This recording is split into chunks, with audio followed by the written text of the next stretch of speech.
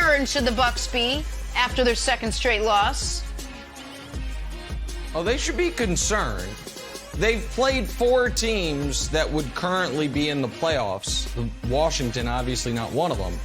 And they're 2-2. The 2 victories came on field goals in the final moments, and the 2 losses, they were dominated. And that whole mystique of the Bucs after the bye, that bubble got popped instantly. But Broussard, I think this is a good lesson that maybe, and this might be the nicest thing I say about New England all day, don't judge divorces so quickly. We have celebrity divorces, and Belichick and Brady might be the most famous one. Well, here's what I'm saying. Celebrity divorce, if in the first year after the divorce, the wife gets remarried, is posting workout pics on IG, and the husband loses his job and gets arrested, it's like, oh, she won the divorce. But time goes on. And if after that, all of a sudden, the husband gets a new gig, is looking good, and there's rumors. I heard the wife's going to rehab. Things have gone south for her. Then all of a sudden, we're like, oh, maybe we judged it a little too early. And I'm just telling you right now, yeah, it's true. It got dark there quickly, didn't it? But this is how celebrity divorces go. Rehab's always on the table. Broussard, it just is, man. Check the stats. Broussard, I'm just telling you, it looked like, oh my God, Tom Brady has won the divorce going away.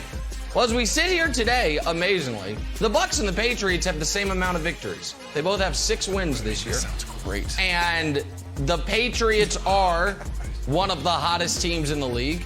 And meanwhile, the Bucs have lost. They haven't won in a month. They lost. They had a bye. They lost again. So that's, I think you should be concerned about Tampa. And I think we should reserve a little judgment on the Brady-Belichick divorce. Another lesson to be learned, Nick. Don't overreact to a week of 2 of bad football.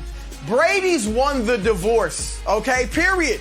What he did last year won the divorce at age 43. The best Belichick can do is to make it close. Maybe even it out over the years, but Brady's won the divorce, no doubt about that. Nick, weren't we here a year ago?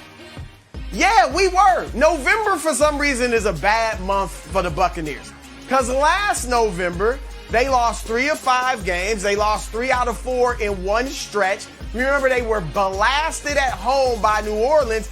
Everybody thinks they're done. And you mentioned it. Have they beaten any good teams? It's funny you didn't mention the names of the teams that they beat, the playoff teams. New England, who you just praised, they beat them.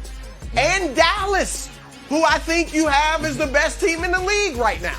And so they haven't been as bad as you are letting on, all right? I know people are saying, oh, well, the bye week last year, they came back and they didn't lose again. The bye week was later last year. It was week 13 last year. It was a lot earlier this year. They will be fine. I'm not concerned at all about Brady. I know he's had 5 turnovers in the last 2 weeks. But unless you think Father Time Wilds has all of a sudden won the fight against Brady and he'll never be the same, there's no reason to worry about him. The defense is a bit of a concern, no doubt. They gave up that 10-play or 19-play, 10.5-minute drive at the end of the game, which I couldn't believe it was the longest drive of the season. So that's concerning. But they do have 3 starters in the defensive backfield, including Richard Sherman, coming back this season. So it is not time to panic at all about Tampa Bay Wilds. They'll be fine.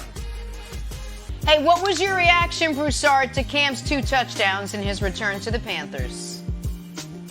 We must start that, Jenna. But look, I loved it. I think anybody with a heart had to love what you saw. Look, this is a guy, 32 years old, was at one time the MVP of the league, one of the best to play in the NFL. And now he's sitting there saying, there's no way that 32 quarterbacks in the NFL are better than me. And he was right. And I get why he wasn't signed, but there aren't 32 guys that are better than him. So you saw all of the anger and frustration he'd been feeling probably for the last 2 months in that first run. He broke, 3 tackles? He would not be denied. Yeah. Look, he got the penalty for celebrating. I was fine with it because he deserved to say that. He's been through a lot and looked good. Now, overall, though, I think it was a tease. I felt cheated because I'm watching the games yesterday, and I'm watching all the games, and that game was not on my big screen. Once I saw Kyler Murray was out, that game was relegated to the 4 box, but I put it on the big screen when I saw Cam playing. So I was hoping to see more of Cam, and we didn't get much more. It was a tease. Now they're saying I get it why. PJ Walker was okay, but also he just got back. He probably doesn't know the playbook yet. He's still adjusting to Matt Rule's offense, all that. Okay, I get it. But Wilds, I do think that going forward, obviously the reports are that it looks like he'll start next week. And while I don't expect Cam to get back to what he used to be, I don't expect him to turn back the clock and be great. With that defense and with Christian McCaffrey, who looked sensational yesterday, there's no other way to describe it. With that defense and McCaffrey, if he stays healthy, Cam could potentially lead them to the playoffs. That is not off the table by any stretch of the imagination. Here's the ugly truth, because I'm rooting for Cam, and I was happy when he took his helmet off. You know, I just love the whole thing. But, Nick, here's the truth, and someone's got to say it. It doesn't mean I don't love Cam anymore. Panthers still need to go out and find a quarterback. We know that Cam can be effective in goal line situations. We saw that all last year with the Patriots. He can't throw the ball down the field anymore. Maybe his shoulder is healed. Maybe he's healthy again. Maybe I'll be proven wrong. But all last year, and statistics bear it out, that yards 15 plus yards down the field, Cam is one of the worst quarterbacks in the league since his shoulder injury.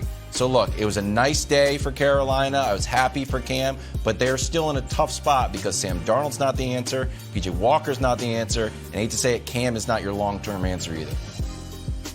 But we're not worried about the long term, and we're worried about the right. We're worried about the right now, and there's nothing you can do. It's November. They can't draft anyone right now. They can't trade for anyone right now. Worried about the right now. And by the way, I think the Panthers likely are going to make the playoffs now. You might, Nick, that's reactionary. Go pull up the NFC standings, folks. You have 5 teams that are guaranteed to be in. We know who they are. Right now, the 6th seed is New Orleans, and the 7th seed is Carolina. After that, you're talking about Minnesota, my beloved Atlanta Falcons. Who's the other 4-win team that I'm forgetting about? Philly. So, New Orleans might fall more. Carolina could be the 6th seed. I think Carolina's in decent shape.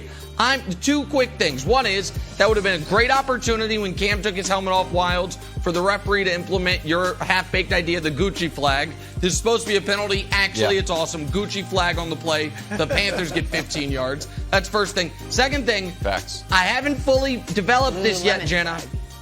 But I wonder if there is a Cam Newton, Carmelo Anthony cross-sport career arc comparison. Once upon a time great, written off. Folks said he should be out of the league, and then finds the right role with the right team like Carmelo did with Portland and now has with the Lakers, and is showing he can not be great, but still be effective. I wonder, Jenna. Thanks for watching. Subscribe here to get the latest from the show. Also, be sure to check out more of the best clips from First Things First, or go watch a few segments from our other shows on FS1.